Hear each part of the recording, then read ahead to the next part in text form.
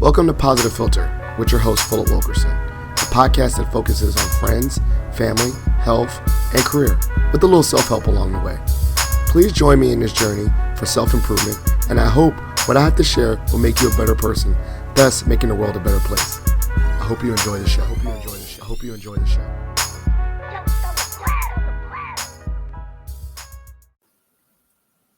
Hello, Positive Philter listeners. It's Philip Wilkerson back with another episode of Positive Philter.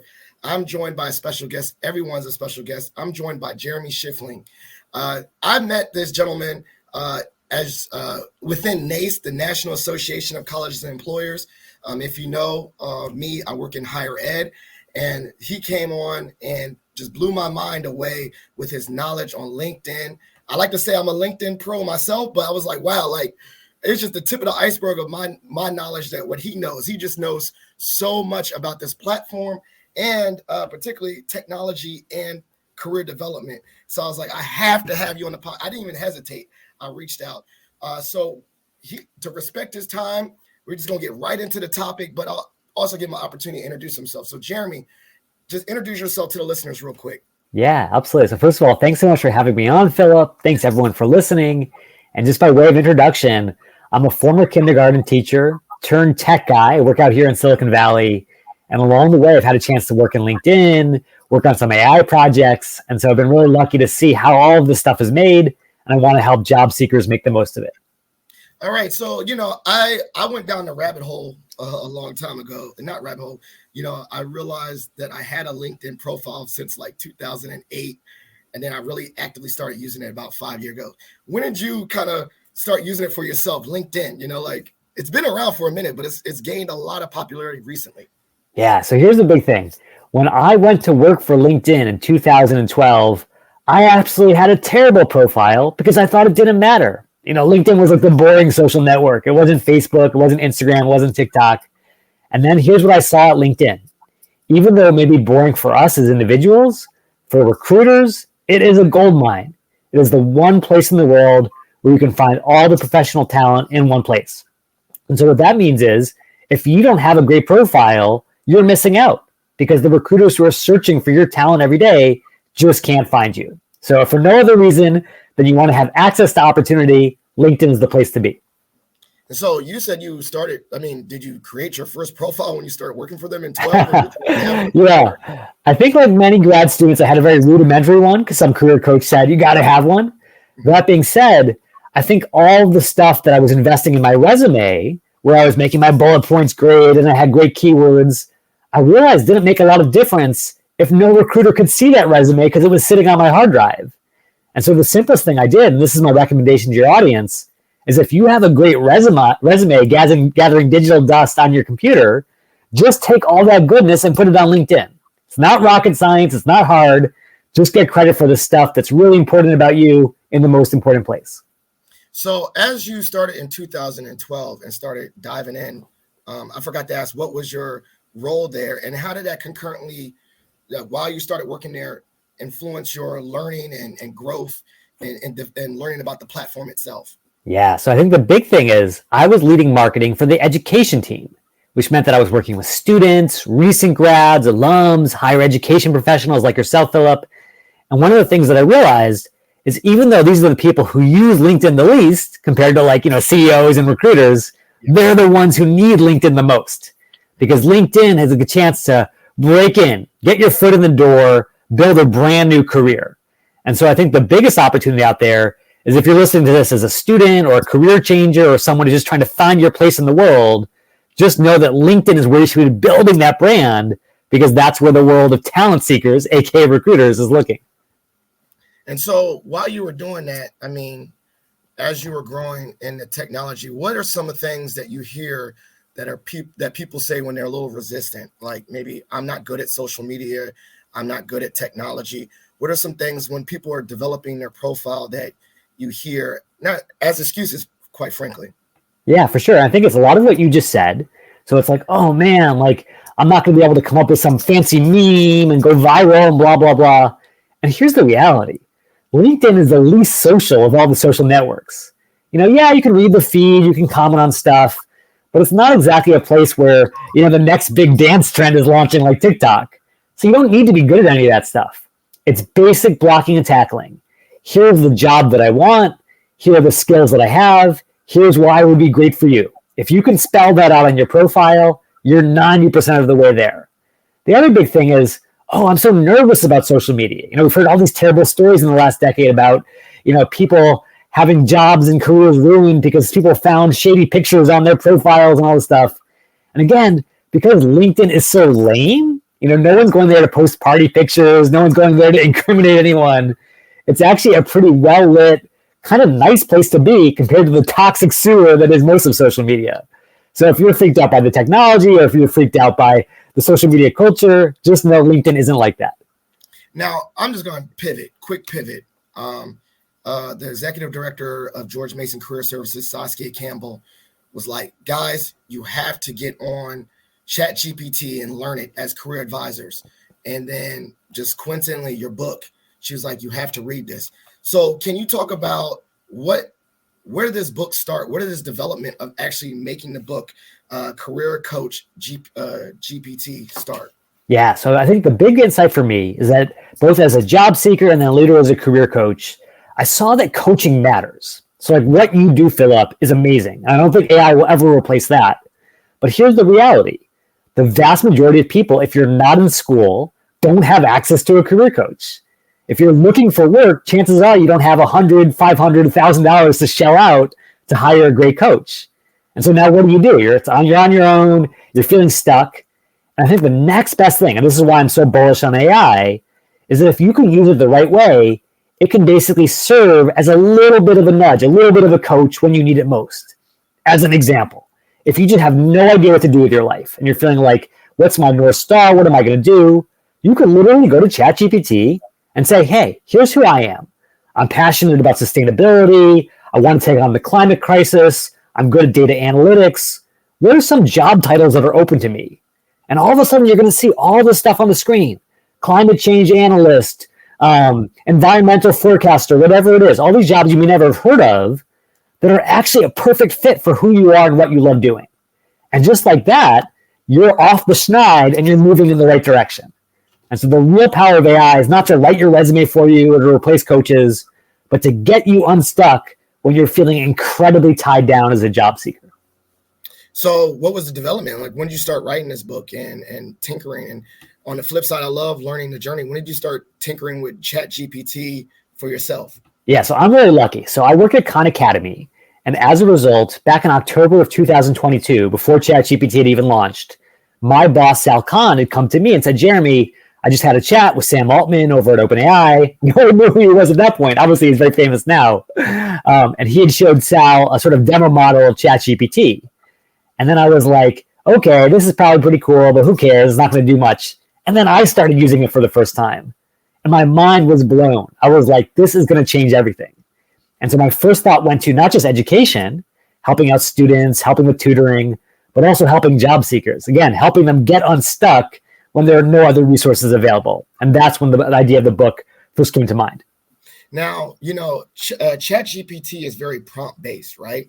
And you gave us some prompts, like what jobs are for me, and then you typed in that.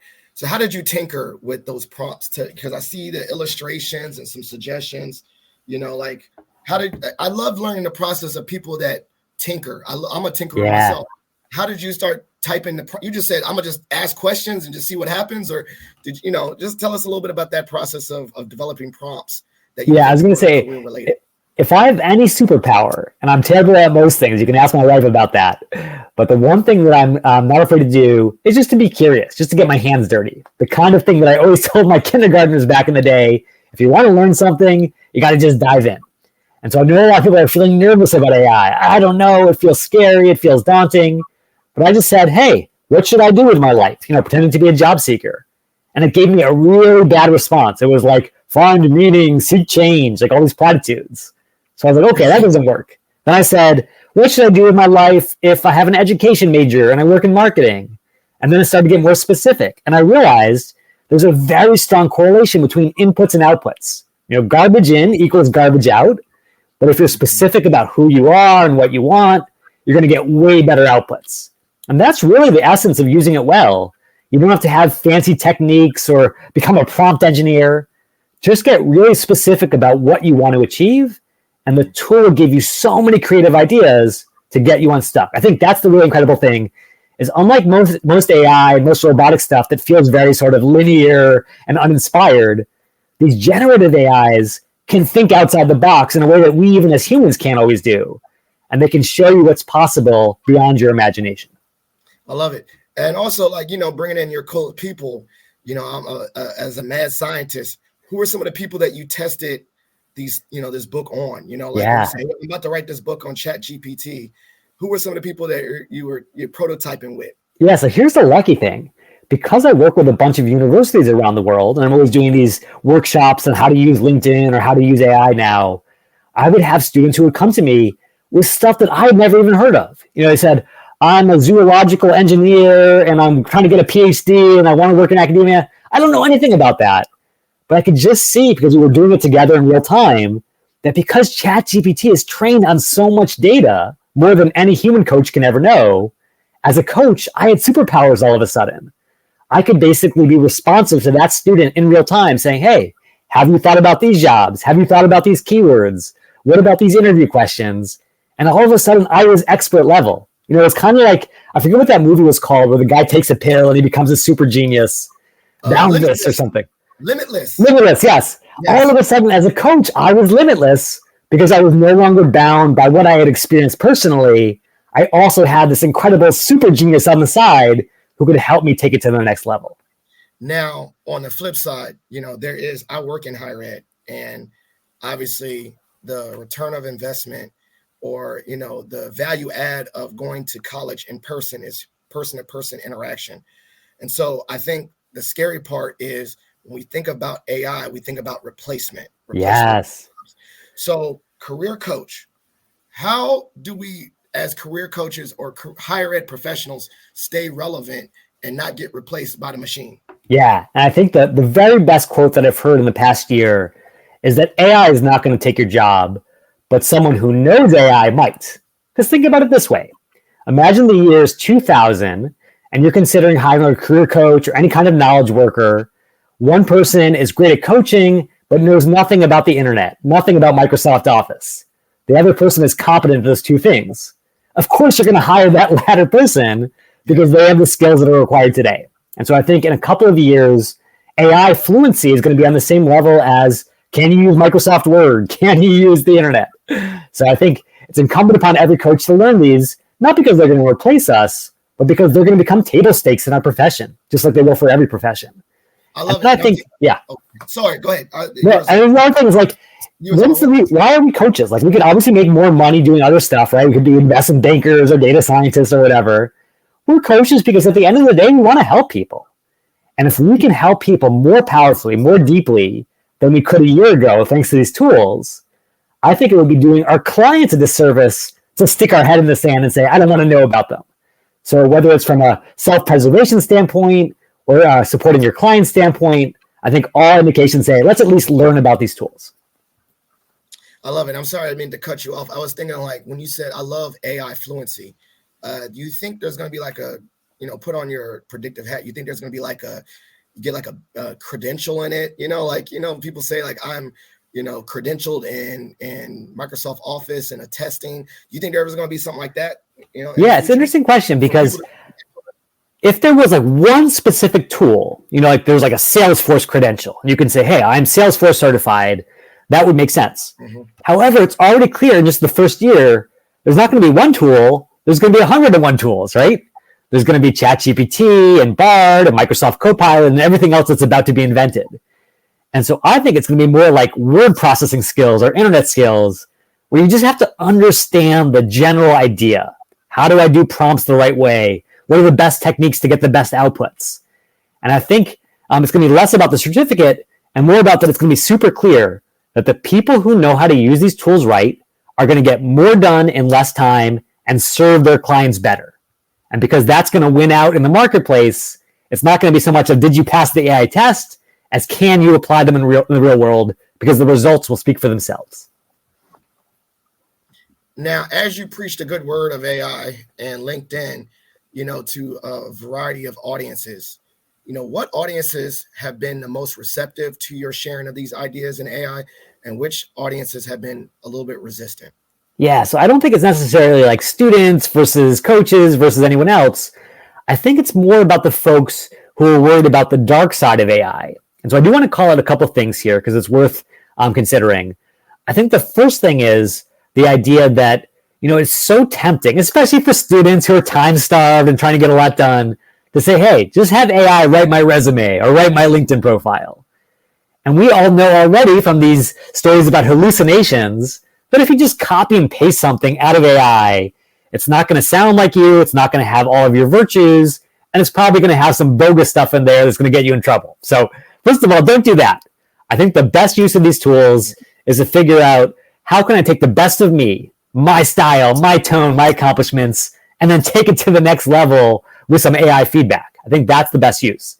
However, there's also a piece of like, okay, even if I use these tools the right way, am I going to get caught? And I really want to address this head on because I do think that there's this kind of misconception out there. And this is especially true for students because, of course, faculty right now are telling students, you can't use it to write your term paper. You can't use it to write your group project with good cause, right? We want that to be independent, individual work.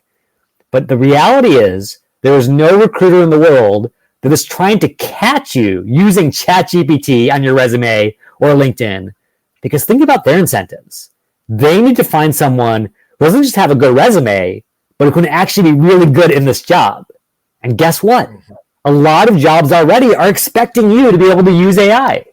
And it would be totally hypocritical to say, hey, you've got to be amazing at AI. You just can't use it on your job application. So the reality is, it's not about whether you should use it or not or getting caught. It's just use it the right way because this is a skill you're going to use the right way, hopefully, for the rest of your career. I like that. And then some of the things, and this, I don't know if this is, if we want to answer, but, as we navigate new technologies, we also understand that there's some internal implicit biases in this, right? Like I remember someone used AI and said, make me look more professional, and they turn them into a white person, Oh man. So, yeah. So what are some of the challenges as you think as AI, particularly in the career space, should be navigated for the career professional? Yeah, so I'll give you another interesting example of bias. So if you went to ChatGPT or any of these tools right now and said, tell me a story about a kindergarten teacher, every single time it's going to be about a woman. And obviously the truth is that there are more female kindergarten teachers than male.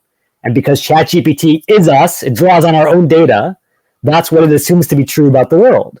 But obviously there are plenty of male counterexamples, myself included, who are like, hey, what about us? And so the reality is, I would probably not be using ChatGPT just to come up with a complete understanding of the world. In the same way that you don't trust, Google search or a Wikipedia result as the be all and end all, I would use anything that comes back from AI as one grain of sand in a larger sandcastle of what is the truth. That being said, I do think there are some new tools coming out that are even more effective at getting past that bias. Like here's an example. If you were to ask ChatGPT, like, hey, what is the salary range for someone in my position? It might say $100,000 to $150,000. And you're like, yeah, that's great. But we don't know where that's coming from. Is it legitimate? Is it a hallucination? On the other hand, if you go to a tool called perplexity.ai and ask the same question, it would not only give you a result, it would give you the academic gold standard, footnotes and citations, so you could trace it back to the original source and see if it's legitimate. So I would suggest that everyone who's using these tools, use them with a fine-tooth comb. Really push to see where is this data coming from? Can I trust it? I love it. And so we have I want to make sure I respect your time. And so we're just going to jump right ahead to my one of my segments called Shot for Shot. Now I get to ask any random question. You get to ask me any random question. Oh. Okay, let's do it. All right, do you want me to start, Phil? So who do you want to go first, me or you? You go first. Yeah, so my random question for you is, what would be your random dream job and how would you use ChatGPT for it? Yes. Okay, so if I was not a marketer and career coach, I would have a second career as a game show host, because I think that one of the things that I love the most about teaching kindergarten, even serving as a marketer, is creating this universe where anything seems possible. And I love the fact that like the greatest game show hosts over time have created these almost like alternative universes where even a common person can win a boat or win a car. And I just love that sort of aspect of fantasy. So I would probably use ChatGPT to come up with a game show that was completely addictive, that had people tuning in every day, and then ultimately got them to sign up and want to be on the show themselves. So that would be my prompt. Okay, I have a question for you, Philip. I want you to put your crystal ball out in front of you. If you were to imagine what higher ed would look like in 2044, 20 years down the line, what do you think it's going to look like? And to make it easier, maybe focus more on the career side of the house. What will that be like when someone walks into the career office at George Mason in 2044?